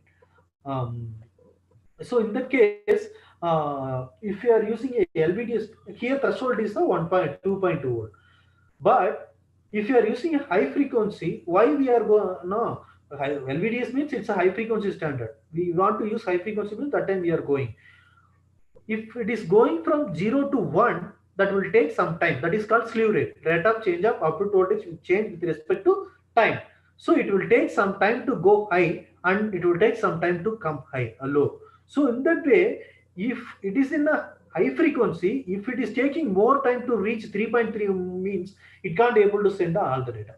So that is what all the high speed interfaces are in a less voltage. If frequency is increasing means automatically voltage level IO standard will be going to decrease. Okay, then only we can able to send more data. Then more data in the sense we can match that frequency. So in that way, in a LVDS, how it will be going to work means this is a single-handed I explained.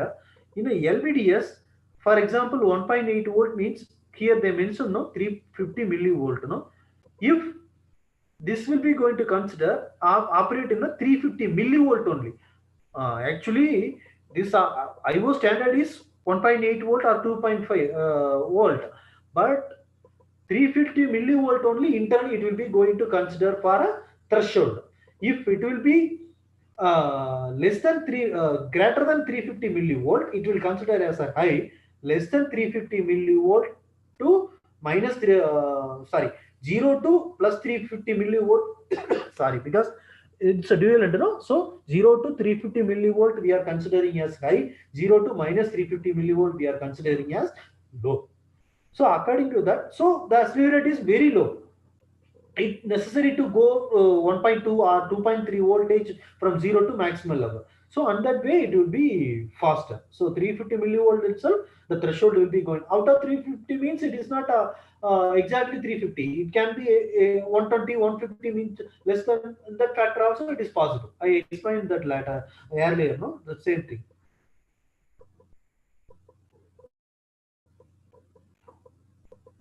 So in that way, noise is very less. Noise will be going to get cancelled. So in that way, noise also very less. So here in that way, we are having a four IOs out for data and one is for clock. You can able to see here MIP. This is the data LVDS pair, no, positive and negative. This is a one pair.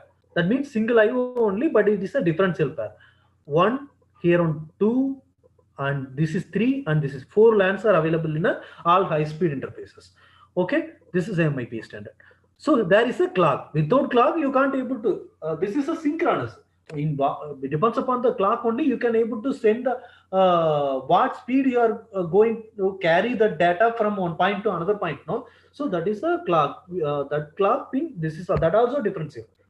Okay, so remaining pins are grounded. These are the IO standard. So this is operating in 3.3, but this is IO standard for 3.3 means this is a module operating voltage. This 3.3 which is communicating between FPGA to sensor.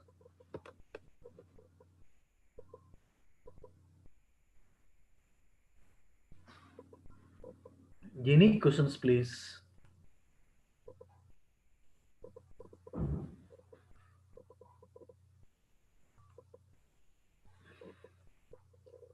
I'm expecting questions. There are around 40 people are there, but no one is asking now.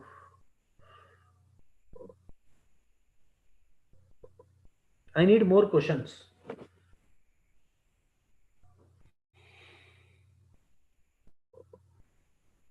Bhaskar, Yes, sir. anybody can ask questions, but I'm not getting any questions. So there is no one asking questions, sir. I think there is no questions. You carry on.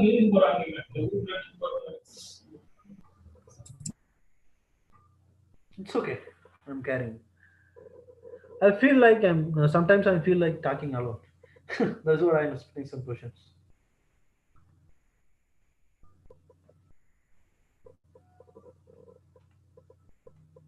You can chat on a question.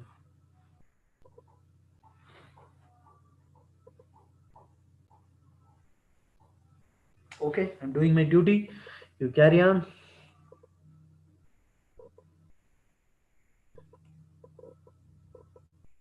Okay, so here like this only. I had shown no. This is the IO standard normally we used to know. So here you see there is a this is a camera. This is the flexi cable. This flexi cable which is connected from sensor to FPGA board. So this is a MIPA slot. Okay, so this will have these all specs. This one. This flexi cable have these all IO standard. Next is a SDA interface. SDA interface, if you see, it is a SMA connector based. You see, there is a camera module. The output is connected with this kind of cable. That is a MIPA cable, which is connected to the converter, and you can able to connect this SMA to here also. This is a SMA connector, SDA interface. This is there are two options which is available in this camera. Okay, then. So next we are going to the camera link interface. Previously, what are the things we have seen? This is a SLVS EC interface standard. Okay, then parallel interface directly connected to the FPGA, an MEP interface, and SDA interface. This is a gold connector, no? That is SMA connector. This will be this cable is going to connect it here. Next is creating noise. Can you please mute?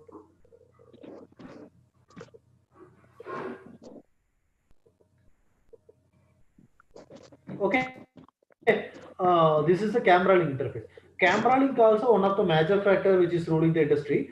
Camera link interface, if you see that there is a the only problem is camera link cable. This cable, no, this is very much expensive. You can't able to buy simply. So that is what whenever that is mandatory, that time only we are going. So this is a camera module which is connected to the FPGA board through this cable. This is the camera link interface. See clearly, this is a camera and this is connected with the range extender. Okay, you can able to connect here from here to here directly. But suppose you want to carry some distance around 10 meter, 15 meter, that time you can't able to carry high speed data in the normal cables. So in that time we are going with the fiber optic cables.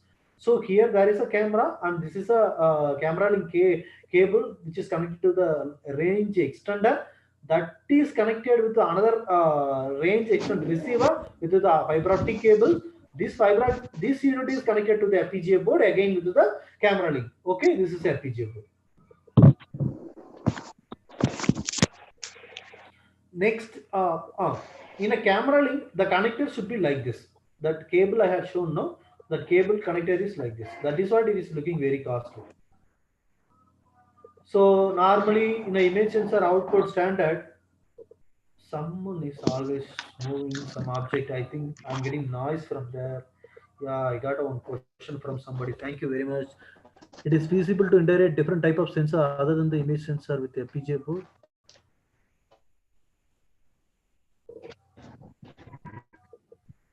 Yeah, definitely. Pallavi, thank you very much for your nice question. Very nice. If yes, then how can we do that? Yeah, nice question you had. For example, definitely I will explain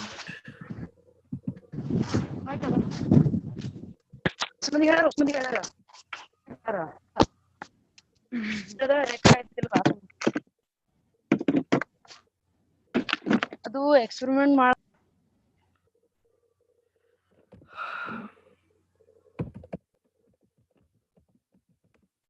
I understood your question that you are telling like except image sensor kind of accelerometer, gyroscope, temperature sensor, kind of heartbeat monitoring, a lot of etc etc. You're telling no? That I will explain. Temperature. For example, I'm explaining temperature.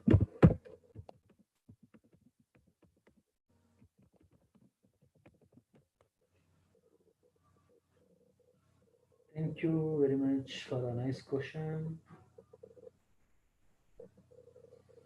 I will show you.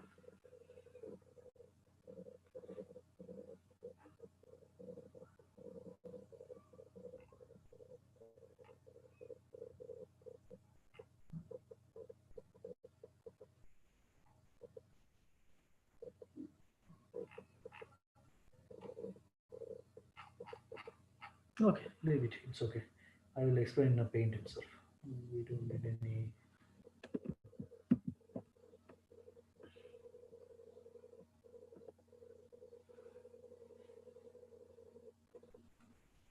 Okay.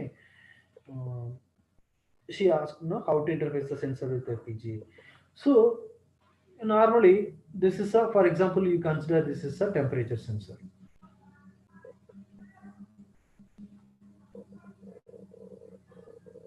Temperature sensor.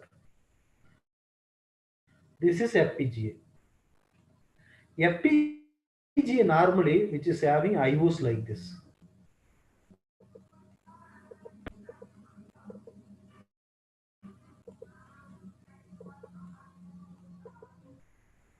Okay.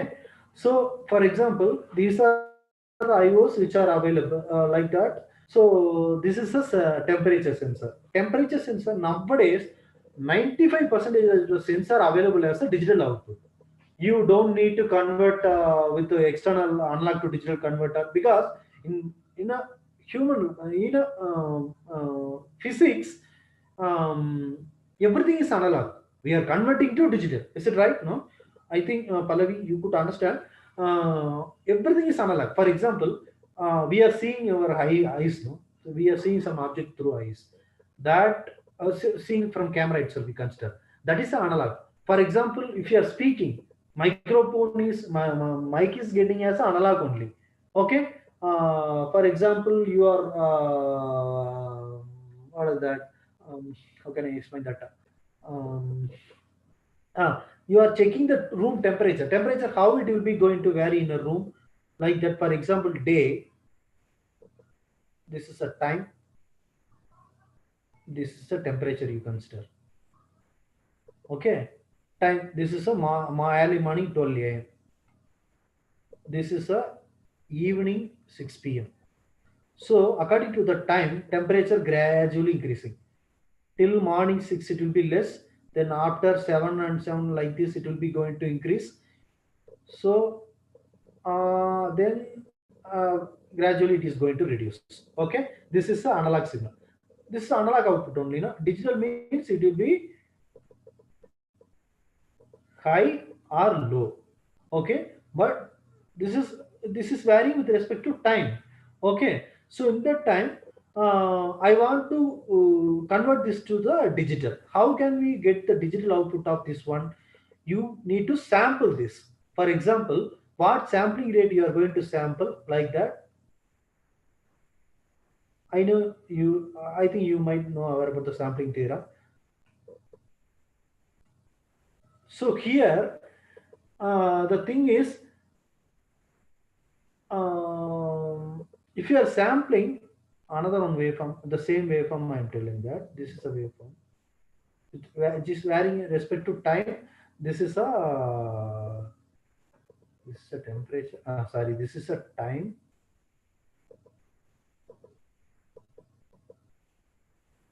and this is a voltage. This is the temperature it should be considered. Okay.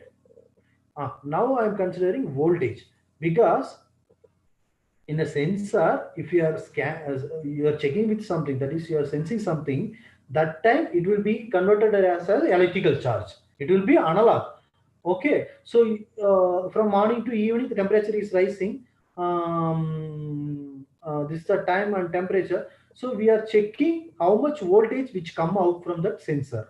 You see here, this is a voltage and this is a time. Okay, so here the voltage is, this is 0, this is 3.3 volt, like that you consider. This FPG is operating in 3.3, you consider. This sensor, temperature sensor is operating in a 3.3, you consider. So in that way, here from morning to evening, the temperature is increasing like this. We are sampling. So here, what is the voltage? It will be, for example, it is a 500 millivolt kind of things. Then here it will be 1 volt. Here it will be 2 volt, like that. Okay. So according to that, sorry. Here, what is this 0 to 500 millivolt? How much time it was the time actually from morning 12 a.m. to morning 6 a.m. It will be 500 millivolt which is coming. Proportionally, we are going to set some threshold. Okay, if less than this level means we will not consider it as a digital output. Okay, that means we are considering it as a 0 only. If it is crossing more than 1 volt, that we need to decide. That if you are buying some temperature sensor, that in that product specification clearly they will mention. I will show you that one.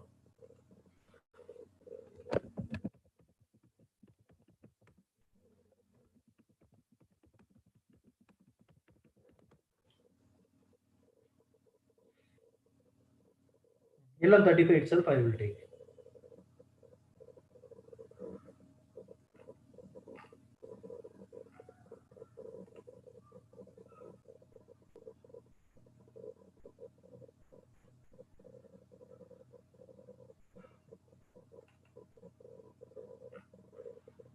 If you are understanding this one sensor logic, you can able to interface any kind of sensor. Everything is the same. I will explain here. You can get more point. See, this is a temperature sensor LM35. Okay, it will be looking like this. What are the IO pins are there? Output voltage, that is analog. This is the supply voltage to this IC, and this is not connected, this is not connected, this is ground. There are 3 pins. One is the output and supply to operate this chip, and this is ground. This output voltage, which will vary, depends upon the room temperature or any object which is closer. Okay, so that will be a analog output only. So in that way,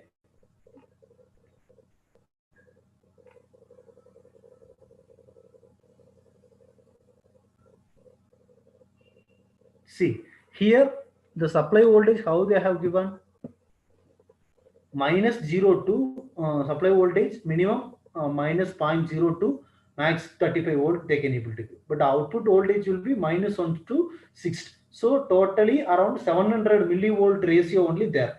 Is it right? No, sorry, around 6000 plus 7000 millivolt range of voltages will be possible there. Okay, in this whole sensor. So in that way, if you see,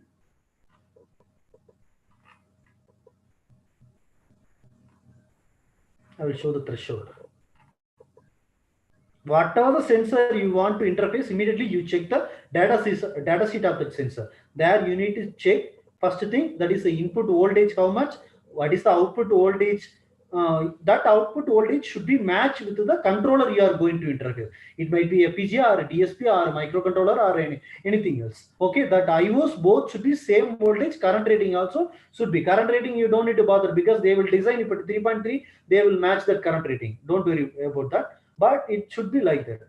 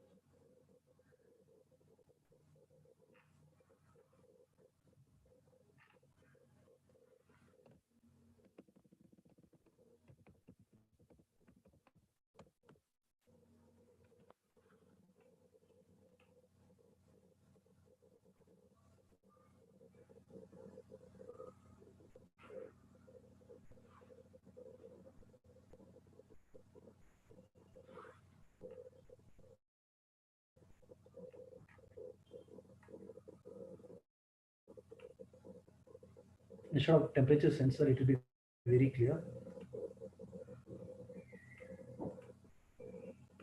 Because temperature sensor is very straightforward, but here it will have some information. See, this is one type of sensor. Any sensor you take, it will have that IC chip will have the see proximity sensor MTA input. This is the input, and this is a ground, and this is a sensitivity adjust input. The MTSA. This is and detect output. This is the output MTO, and this is the mode select. So how you can able to check that? See, internally it will be like this. Proximity sensor is like this, no? So this is a sensor which is available and connected to this whole module. See, there is analog to digital converter. That is the logic I am telling here. This every physical parameter, it is analog. Even you are speaking or listening or doing anything, it will be analog. We need to convert it as a digital. Then only we can give to the some controller. Analog signal directly we can able to give. Only thing we can able to do means analog signal we can be able to give if in the controller on chip which have the analog to digital converter. Okay, that you see there is a branch analog to digital converter will be there is a filter. It will be going to avoid unnecessary noise. Then this will be a state output. It is connected to the components, and this is interfaced with the FPGA. So the same chip you can able to see.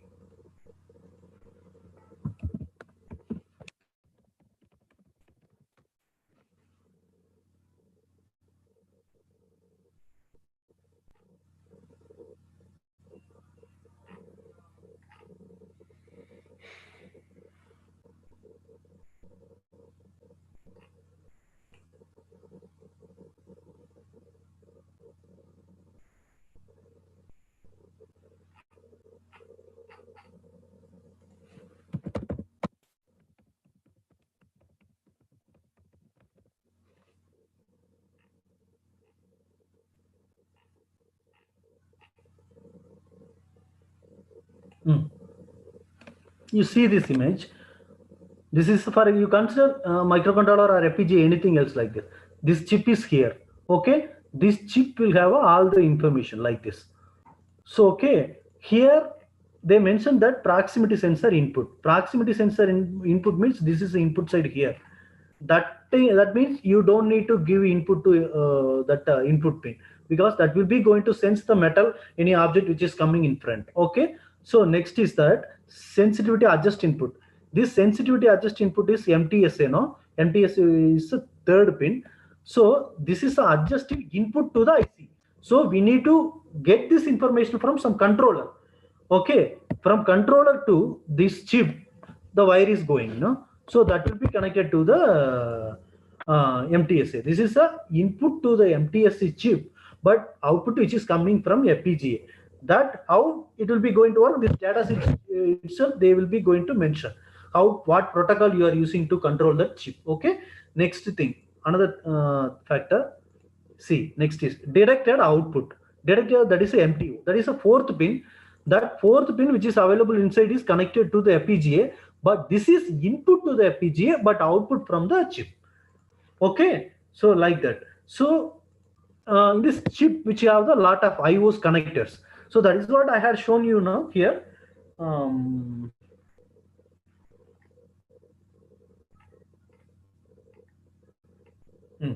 This picture I have shown, no? This is image sensor. In the place of image sensor, you consider that proximity sensor or temperature sensor, any kind of physical sensor. That sensor is that sensor whole module itself ADC is there. So output is a digital high low like that. In this sensor, it will be a single bit that you need to check. See that the digital output is a single bit. Okay, but for example, some of the image sensor means it's a 6-bit, 8-bit, 9-bit, 10-bit, like that. Okay, for example, any chip you can able to consider that will be a that is a vector output. Scalar output, single output, but that will be a vector output. So in that case, that all IOs you need to connect to here in this picture according to that. Okay, how it will be going to work internally, that definitely I will explain afternoon session, because afternoon I am going to take about the FPGA side. Here now I am explaining only interface side. Okay.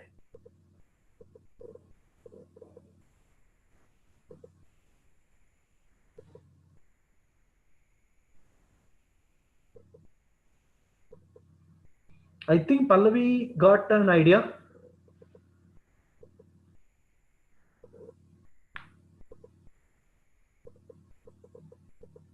User and Pallavi, sorry, Bhaskar, can you unmute her? It will be easy for her to ask. Yes, sir, she can unmute by herself, sir. Pallavi, can you ask the question?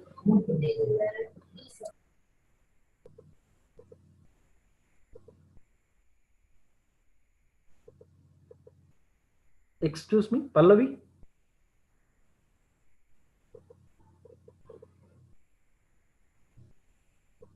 Okay, I will explain your question.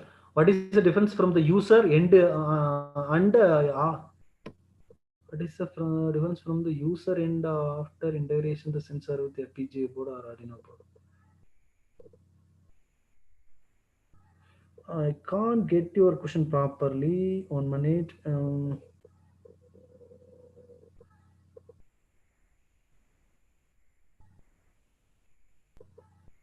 User end. There is no difference. Simple. It is a straightforward. What is the difference? That's what I want. I need to talk with her. I can't get this question properly. In what is he asking? Pallavi? So she's unmute her mics, but we can't able to get her, sir. It's not audible. His voice is not a problem with my speakers and mic. Okay, I will ask the question whether it is right or not. You tell me. User in the sense, for example, it is a straightforward. We have a sensor and any kind of controller. We are connecting this from sensor side IO to the FPGA side. What are the IOs are input to the sensor that is coming from the FPGA side? That what are the output from the sensor that is connected to the FPGA side? What are the sensor parameter we are going to measure that will not connected anywhere? For example, you're sensing some image sensor with some image means that will come from outside. But you want to control that sensor means you need to send some commands from FPGA. According to that command, the sensor will be going to provide output to the FPGA. So here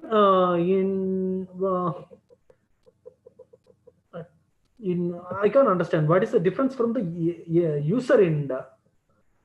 User end in the sense, what meanings is asked to that question?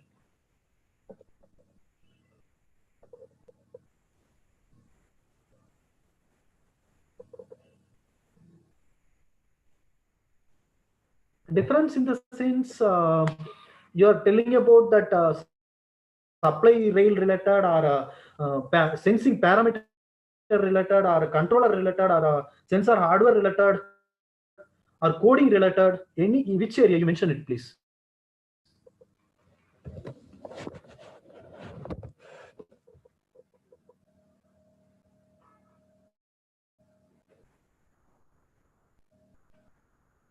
Pallavi? Okay. Coding and hardware related. Okay, fine. Okay, that I will be going to explain. Hardware related, in the sense, just I explained. No, this is a hardware, simple sensor which is having a chip. This is a chip kind of hardware, proximity sensor. That inside the chip, this module is there. Internally, they designed as a hardwired. That is not a programmable. Programmable in the sense, few parameters we can able to control from outside, like sensitivity adjust. See, this is a FPGA. This is a sensing side. This is a chip which have a lot of IOs. This is the output to the FPGA. This is input from FPGA to power control. Here you see. We need to write the code to control the power. That they will be mentioned down. You can see here.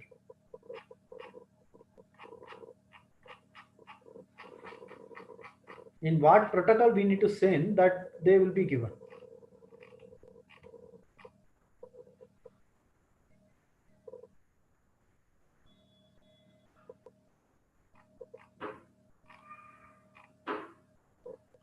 Instead of this one, I will explain you the image sensor. That will be easy for you.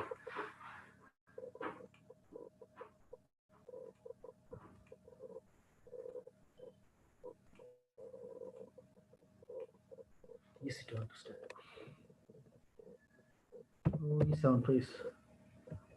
Okay, this is a simple sensor.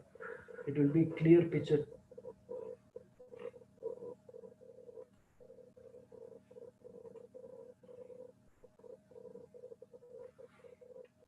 Actually, I'm appreciating for this question. It will be, this question is equal to asking 10 to 15 questions from this session, because this will have all the information how to do that.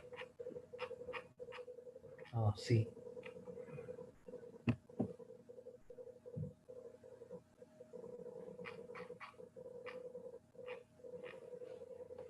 So this is a simple sensor. Okay, this sensor, I told, there are two parameters we need to consider.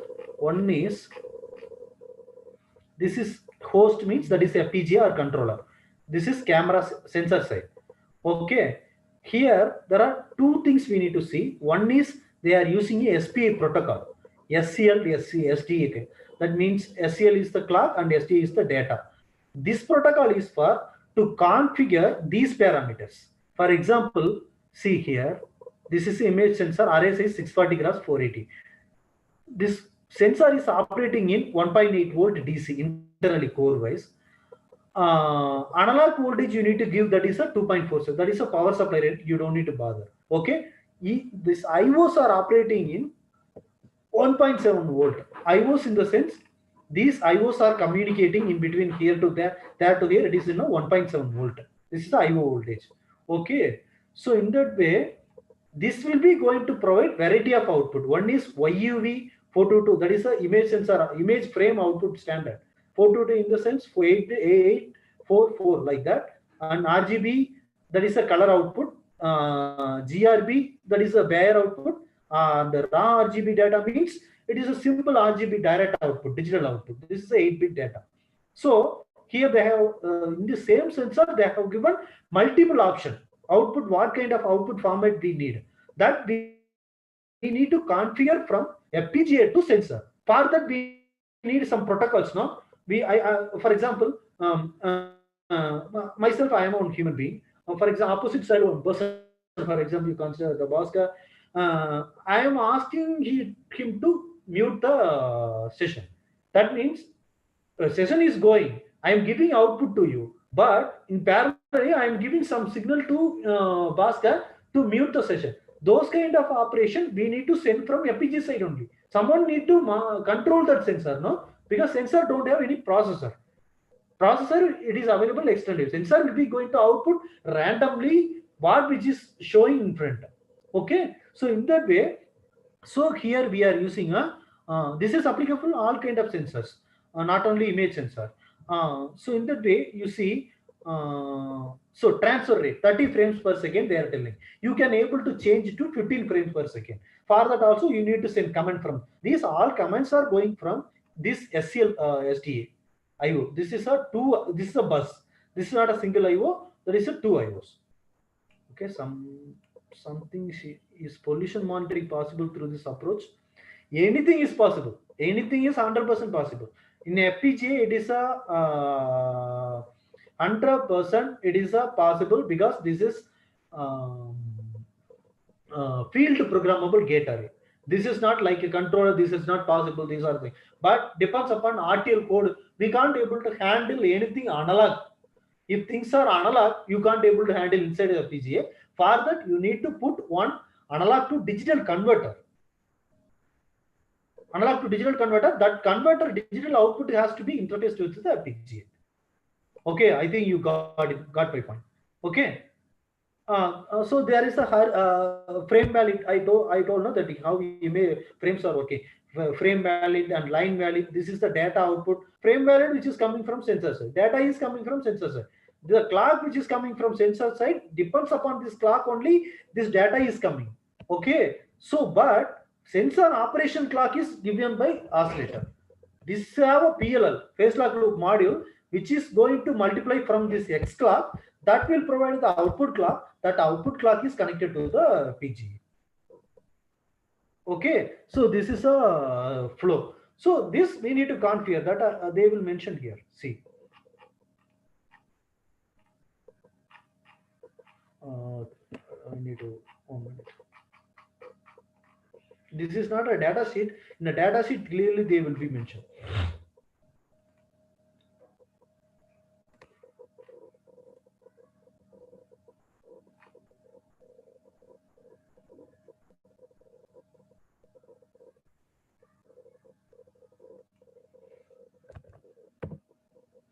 I think session is over. We will see remaining things in afternoon session. How to interface with the FPGA, that we will see in the afternoon session. So that's it. Camera link. So this is the last slide because it's almost time is over because this is a second session topic. So this last slide I'm going to show you image sensor output interface comparison. So Pallavi, I will explain those kind of. I have Vivado FPGA tool. There I will explain how to write the code and all. Okay.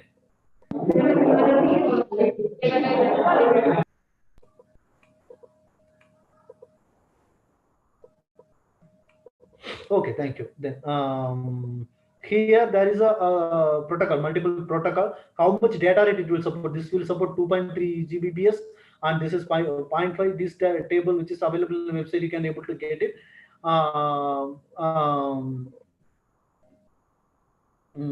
See these. What are the device we can able to interface?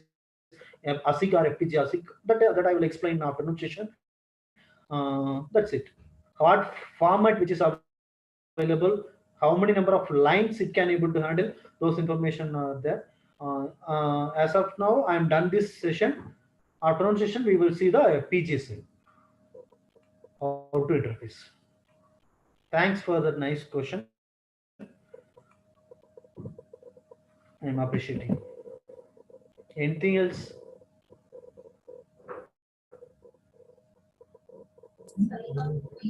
Okay, thank you so much, sir.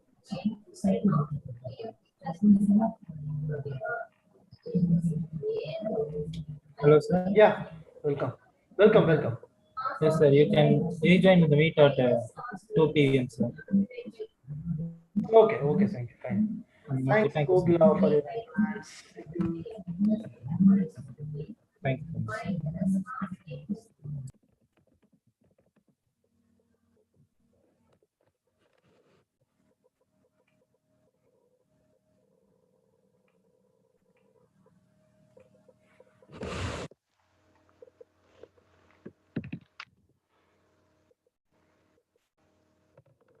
Dear participants, the day 11 session 1 attendance and feedback link is posted in chat box.